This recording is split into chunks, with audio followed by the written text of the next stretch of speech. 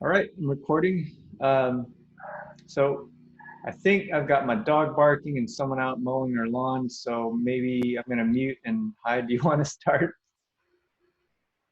Oh, I didn't come prepared, so I was just gonna listen and ask questions. I thought I was an audience member. That's funny. Yeah, we have an audience out there. It's great. Appreciate it. Hi. Okay. All right. Well, I guess I'll start then. Normally, I start off asking people like, where did they grow up? Are you from this area, or did you grow up somewhere else? I grew up in Seabrook, Texas, which is a small little town, but it's just outside of Houston. It's by NASA. So if you're familiar with where NASA is on NASA Road 1 in Clear Lake, I'm just right down the road. My dad worked at NASA as a contractor through IBM. So I was born in Texas City, Texas, which is about 20 minutes south of Seabrook. It's a very lot of oil industrial. It's not a very nice town. But that's where I was born, and we stayed basically in that area while my dad worked at NASA with the high school and middle school. So I didn't move, which was good and bad, right? Yeah. But yeah, Seabrook, Texas. Okay. Any siblings? I have two older brothers. One is 4 years older than me. And I have another brother, Mike, that is 3 years older than me. Wes is the older one. And Wes lives in Flower Mound, so he's here in the Dallas area. And we're pretty close. And then my other brother, Mike, lives still down in Houston. And my parents still live down there too. So he lives by my parents. Yeah, me and the brothers are pretty close. So that's our unit, if you will. All right. And so you pretty much grew up in that area, went to school, graduated high school there, and then you went to A&M? I actually went to Texas. Oh, okay. Oh, I went to University of Texas, Austin, my freshman year, and then I transferred my sophomore year to A&M. Okay, see, I didn't know that. So what did you go to, what did you study? So I went to Texas, and I was like, I had no idea what I wanted to study. I was good at math, right? So I was a math major. And then I started getting into DiffyQ. I took my first programming class at UT. I took a little Pascal because I was like, do I want to be a computer science guy? Do I want to be a business? Do I want to be math? And I had to declare at that point. And after getting into calculus or DiffyQ and stuff like that, I was like, man, this is not, not where I want to be. And at the time, it was the merging of kind of, internet, computers, business. So I was like, I'd like to find a program that has a little bit of computers and business mixed in. And at that point in time, Texas just had a kind of not the best data processing major. And I knew A&M had a MIS program. They called it Business Analysis Information Systems at the time, and they had a much more robust program. And growing up, I didn't have a dog in the fight. I didn't have any alumni at Texas or A&M, or I just grew up in Texas, so I liked all the Texas schools. So it wasn't a big deal, to me to transfer. So it was a big deal to a lot of people. Everybody's like, "Oh my God, how can you do that?" But I should have taken better notes and written a little book of the culture, different cultures, and the different dichotomies of the two societies because they're vastly different. But, then I stayed at A&M and finished up with my MIS degree, if you will. Okay. Can you just maybe real quickly touch on that you mentioned the difference in the cultures?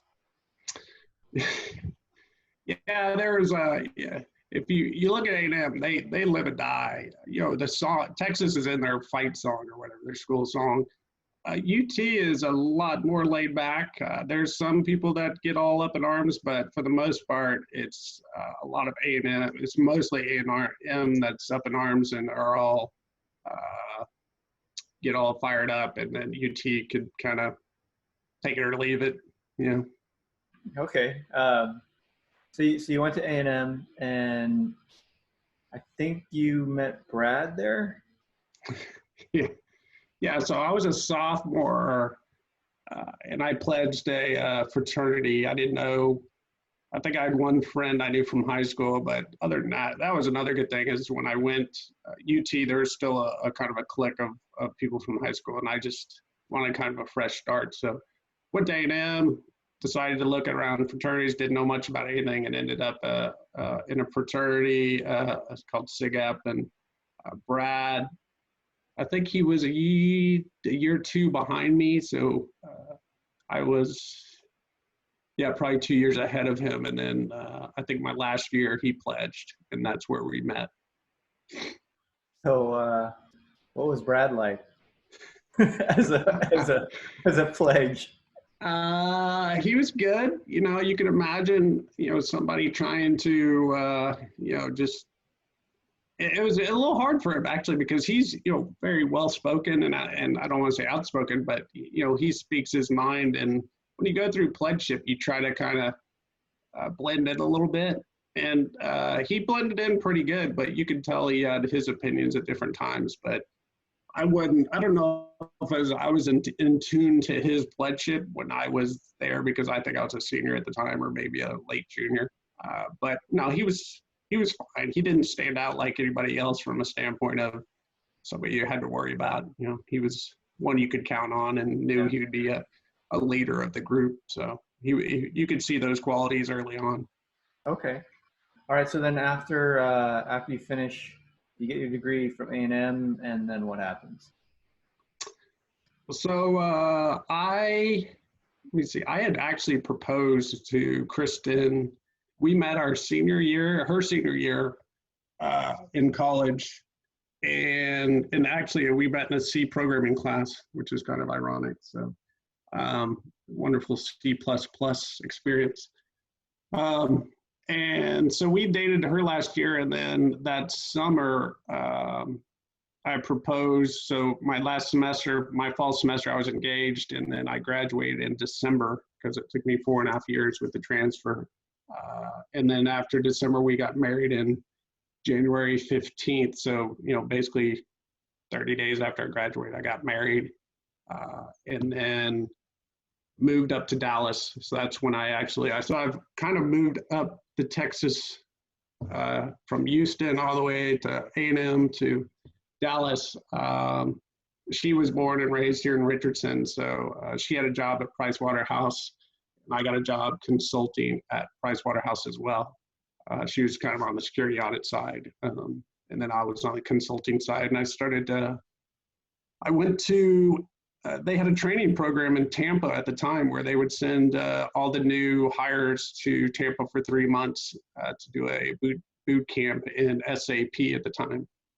So I learned how to program in SAP's ABAP, the programming language. And then they threw me to the wolves, and I went on different projects, American Airlines, Texas Instruments. I rotated through a bunch of different projects as a programmer the first year, and then I went into more of a requirements guy, making sure the business requirements were correct before passing on to development. And I was at Price Waterhouse for about 3 or 4 years, and then I went to Accenture to do same thing, SAP implementations. And so I was in consulting for about 7 years until we had our first kid. And then I got out of consulting because I was traveling too much. But that was my first 7 years were in development and software development lifecycle and all that fun stuff.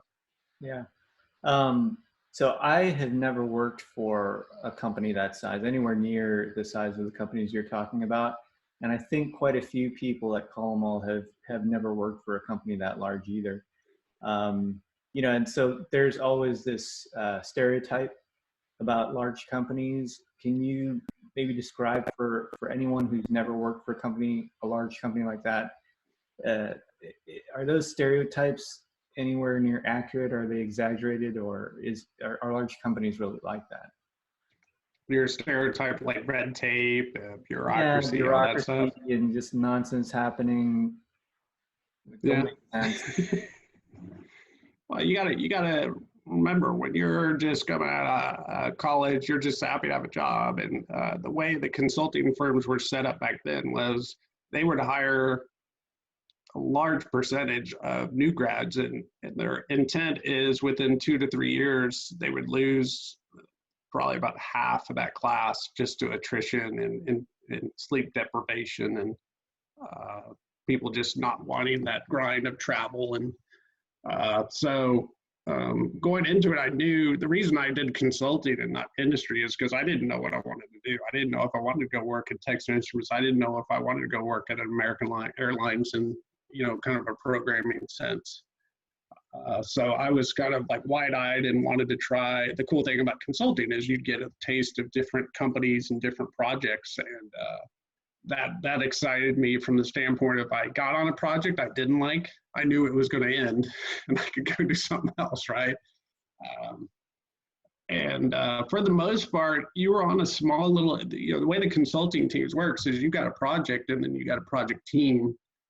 So there, early on, I didn't really see much of bureaucracy because I was on my team, tell me what I needed to do. And I usually, we'd go work it together and implement it, and then you'd move on and you go to another project, right? So I didn't see much of it until I got a little higher up as a, like a manager there, where you started to try to get people on a project, and it's like, no, this is my person, I got to have him on my project. Or you start getting into the red tape and the bureaucracy of all that. And then as I got higher up, you start getting into, well, when you go evaluate people, you have to have, the 5% that you always look at and look at cutting that 5%. And I'm like, what if the 5% is, what if everybody on the team is pulling their weight and doing their jobs? Why would you have to go cut that 5%? And if you're doing your job, you should be taking care of those people, either managing them, helping them through that process to where they get to be a high performing person on your team, or you're just going to get to a point and say, it's not working out, right? And that's part of your job as a manager. But as I got more and more into the corporate world, it was based on ratios, right? You're going to have, 20, I think it was 20, 70, 10 was basically, you'd have the 20 high performers, 70% in the middle, and you'd have 10 that you'd have to go look and evaluate and cut. And that was tough to me because I'm like, these aren't numbers, right? These are people. And it was just a different mindset that, I know we don't have here at Carmel. I worked at a smaller software company too, that you just don't have that corporate mindset. And so it is true, red tape, getting a decision, making a decision you couldn't make on your own. You always had to go up 1 or 2 levels, get it approved. So the speed of how you did things and how you moved was definitely curbed, if you will, as opposed to, how we work at Carmel. So you could see that. And that's why it's a breath of fresh air to kind of see how things work and how we can just move at a much brisker speed of business than a bigger corp can. Yeah. Let me I know Leo just dropped in, and of course invite Hai as well. So Leo and Hai, if you guys ever, have a question, just jump in. All right, so your nickname is Coach, and I believe you coach a softball team or a baseball team, is that right? Well, growing up, I have 3 kids, right? I have 2 boys, one Turner's 21, Hayden's 19, and I have a daughter that's she'll be 13 next week.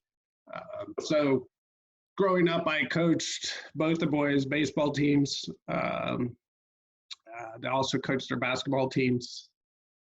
Then my daughter came, and as you know, I had 2 older brothers, and then we had 2 sons. So I had no idea how to raise a daughter or have any type of female in the unit except for the wife. So that was a huge eye opener in my world, at least, because for the first 40 years of my life, 30 years, I just knew how to deal with guys, right?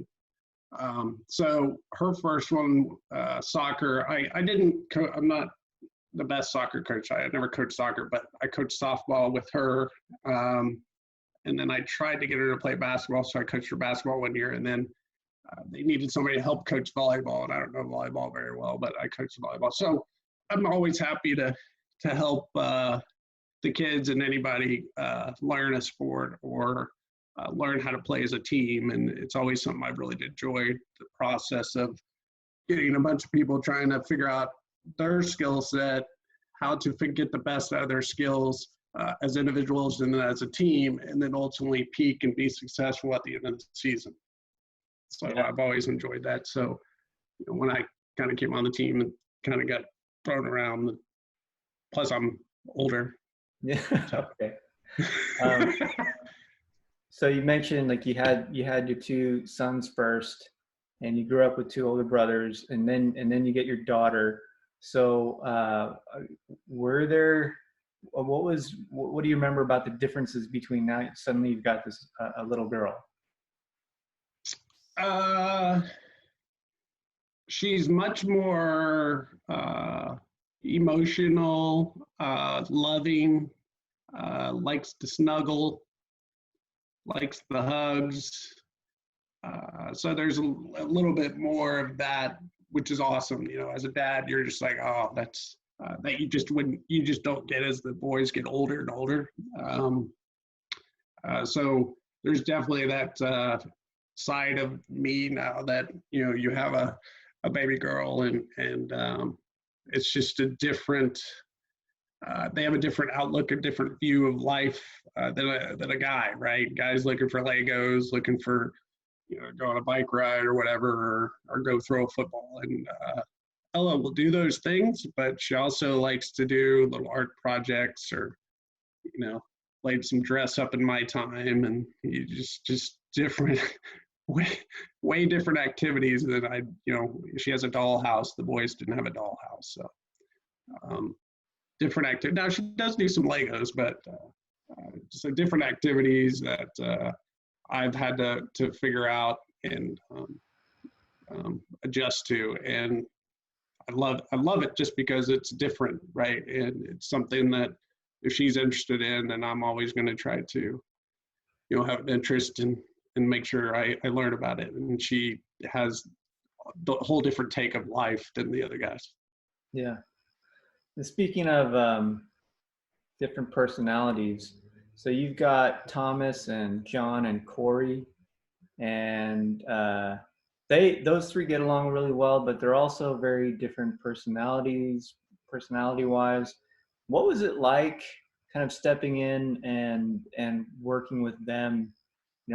They already knew each other, and they were like a tight group already. What was that like? It was good. I've had that happen a couple times. Obviously in consulting, you always have a new gig. The first week in consulting, I always felt so lost, especially as you're coming out of school. They throw you out as an expert, so you go to a project. And I remember going to Ericsson was one of our projects, right? The base stations for the phones and stuff. And I had no idea what a base station was, and I knew it at the time, cell phones, what they did, wireless and stuff, but I didn't know all the technology behind it. And so for the first week, they're like, all right, so tell me what we should be doing. And I'm like, all right, so you just gotta kind of act like you know what you're doing when you don't know much. So I think that was good breeding ground to as I moved in, which was ironic because I didn't have any of that growing up. I always stayed in the same city, and I didn't have that change of moving, and I think that's good to go through that, right? So in consulting, I had that happen, usually 3 or 4 months, and you always had to kind of start over, right? And you learn from each session. So when I came into the account management team, they gave me the opportunity to, learn, and they were doing already, knew the product, knew the processes, and I was the one that needed to come in, and I appreciated the leverage they gave me to ask questions and hound them on their processes and what they're doing. And they're such experts in in the products and the processes and what they do on a daily basis, that it made it easy for me to kind of observe, watch, kind of from afar, but also be in the middle of it.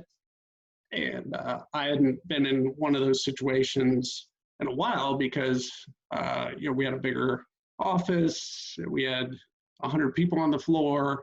So it was a much more intimate setting with, 4 guys. And I really enjoyed being back into the lively action, if you will, of what's going on. And they made it easy on me because they had such good relationships, and it made it easier to kind of step in and come up to speed. All right, cool. I've got a quick question.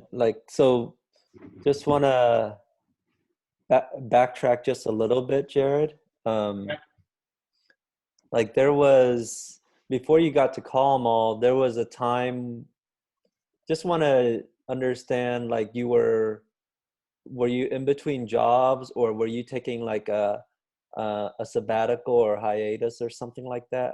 I can't remember, but I heard something. Yeah, essentially, after consulting, I went to work for a smaller company called Financial Computer Software, and at the time I was probably the 40th hire, and we sold software that tracks syndicated bank loans, which of course I had no idea what a syndicated bank loan was. But I don't know if y'all are familiar. In the financial crisis in 2008 and 2009, there was a bunch of baskets of stocks called CLOs and CDOs that are basically a basket of bank loan, and our software tracked those baskets. But anyways, it's digressing.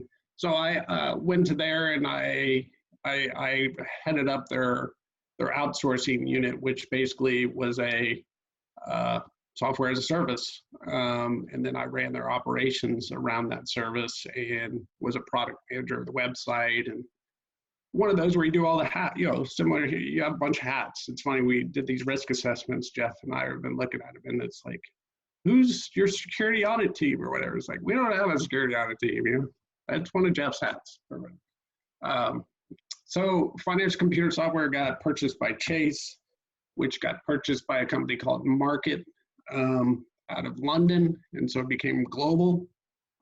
And so after 15 years at this financial software company, in 2016, like you said, I decided that I need to do something different. So in essence, I took a sabbatical, as it turns out, probably about 2.5 years. And for the first 1.5 years, it was just kind of recharging, we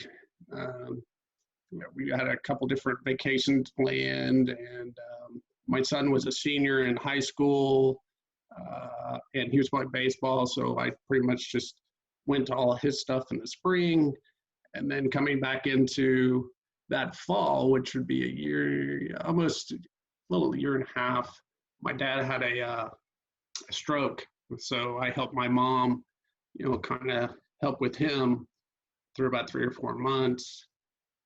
So there was about a 2-year period there of sabbatical and being a healthcare professional, if you will. And then it was like, all right, I want to try to do something different, but I think I can add value. So that was kind of the gap you were talking about, High, and that's where I found the ad in LinkedIn and pulled back. The ironic thing about the whole is I think a week before I saw the ad, I'd run into an old fraternity brother, and we had lunch near the Star at Mi Cocina.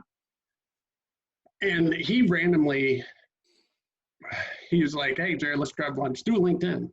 And I'd run into him at our old building where I'd worked downtown, it was in by the Galleria in Lincoln Center, and he was on a different floor, and we would run into each other. But I hadn't talked to him probably a year and a half. And so he randomly was like, hey, let's grab lunch. So whatever, okay. And so we went, and he said, so what are you doing? You still at Market? I go, no, I left a while back. And he's like, oh. And I go, and he worked commercial real estate or something. I go, so I guess you don't have a job for me, And he's like, no. And he goes, but have you talked to Brad in a while? And I was like, I hadn't talked to Brad in probably, I don't know, 5, 10 years. You know, I run into him every once in a while in Frisco. He goes, well, you should do that. He's got a lot of contacts.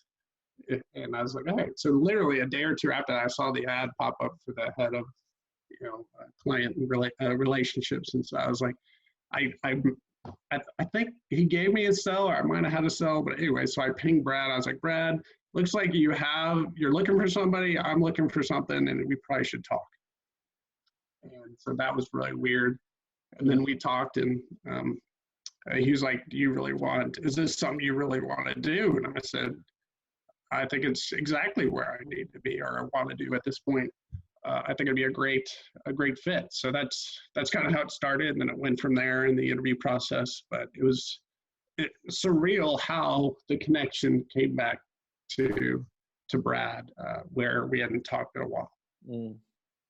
What was the reason or feeling like? Why did you feel like you needed to take this leave or sabbatical, whatever you want to call it, from that company? Well, early on at the Financial Computer Software, we started there, and it was small. We didn't know whether we'd survive or not. I mean, if I look back where I was, I just had a kid. I was about to have another kid, and this was probably not a very risky thing to do. So we built. You know, it's one of those things where you go through the build process, and then the last probably 3 or 4 years, you talk about hierarchy, red tape. I think for the first 10 years, I had 2 bosses that I was very close to. And then the last 3 to 4 years, I had probably 3 different bosses, one in New York, one in London, and another one in New York. And it was just not really fulfilling from a standpoint of, I got to a point where I didn't feel like I was being valued, or I didn't feel like I was able to get what I needed out of it, both professionally and you know, non-professionally, and it just got stagnant. You know, not so. It got to a point where I wanted to do something exciting, challenging, and that got my blood flowing again. And definitely, this has got that going again. So it's just one of those where you get kind of hit a wall. I hit a wall. Yeah. Needed something different. All right. So I think I just want to make sure we wrap up and this meeting doesn't cut us off and end abruptly. Okay. So last question from me, is there anything you'd like everyone at Call-Em-All to know about you? I guess the one thing that I don't know if everybody knows, but I do have a voice disorder. You know, some people know from some of the offsites we've done in Nashville, but I have a voice disorder that every 6 months I have to get Botox shots to my vocal cords. So there's about a 2 or 3 week period where I can't resonate and talk very loud. So that has always been I've had that for the last 10 years where I've had to do that. And it's always frustrating during those times. So it's always good for people to know. And usually it's July 4th. So I try to do it around then, and then I try to do it around Christmas, so it doesn't impact work too much. But that's one thing that's good to know. Just there's going to be a couple periods of time where you may hear different voices come out of me. I have my kids that say it's the Mickey Mouse time for dad, where my voice gets a little jacked up. But Botox is a beautiful thing for not just, you know. Yeah. And did that just kind of, that disorder you mentioned, did that just kind of start, or did you have an accident, or like what happened? They don't know. They think it came from possibly a virus I got as a kid. But I started feeling it when I was actually coaching baseball, and I started when I was, you know, resonating, trying to yell out. I couldn't get my voice out of it very well. So then I went to an ENT doctor, and he started going, well, you might have spasmodic dysphonia. I go, what the hell is spasmodic dysphonia? So anyways, that's kind of how it started. But they don't know, but they think it's probably as a kid I had asthma and I probably got bronchitis and probably got some. They don't know. All right. Well, cool. Thanks. I really appreciate you taking the time to talk. Thank you, Hi and Leo, for dropping in. Yeah, thanks, guys. Yep. Get this up on Thanks, YouTube. Jared. Thanks, Jeff. Thank you.